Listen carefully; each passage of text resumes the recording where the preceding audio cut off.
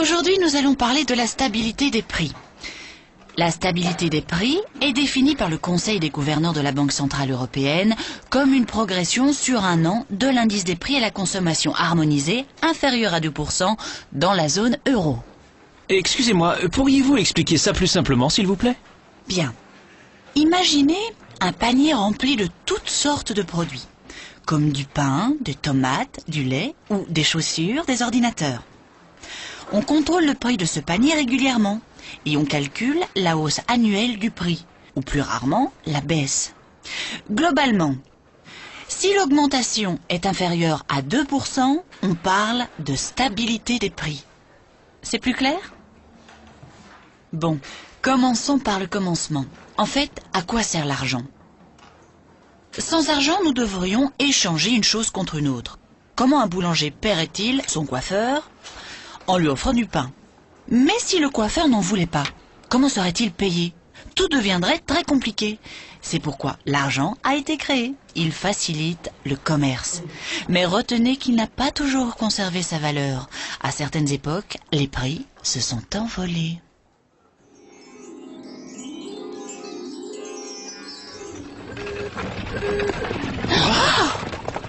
Qu'est-ce qui s'est passé? Où sommes-nous? Je ne sais pas. Mais j'ai faim. Oh, regarde ça. Alors, voyons ce qu'on peut avoir pour 4 pièces. Vous désirez? 2, s'il vous plaît. Non, ce n'est pas assez. Vous avez augmenté le prix. Mais pourquoi? Comme les gens ont de l'argent pour acheter plus de choses qu'il n'y en a à vendre, la demande pour mes gâteaux a augmenté.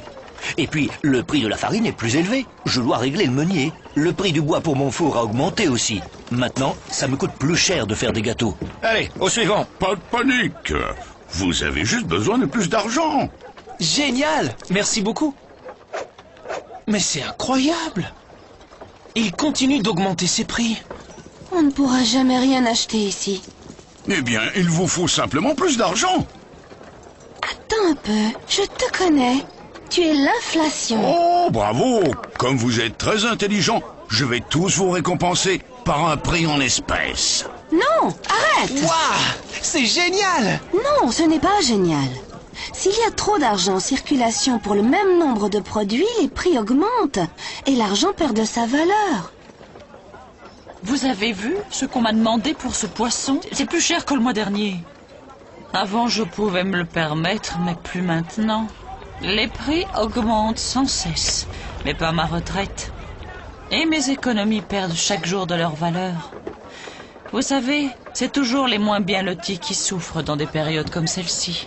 Alors c'est donc ça l'inflation. Et quand ça commence, on dirait que c'est difficile de l'arrêter. Le revoilà! Fichons le camp!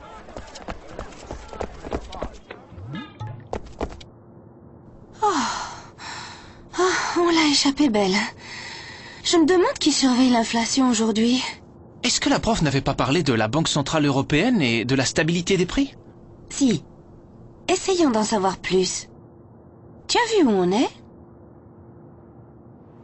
Excusez-moi, est-ce que c'est vrai que votre travail est d'assurer la stabilité des prix?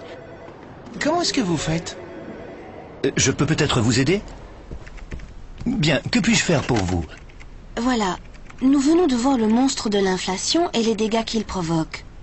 Est-ce vous qui vous en occupez? Le monstre de l'inflation? Oui, il était en train de... Oh, vous devez parler de ceci. C'est lui l'inflation? Le monstre? Il est minuscule? Bien sûr. Parce que c'est notre travail d'assurer la stabilité des prix. Nous nous efforçons de maintenir l'inflation en dessous, mais proche de 2% à moyen terme. Mais comment faites-vous?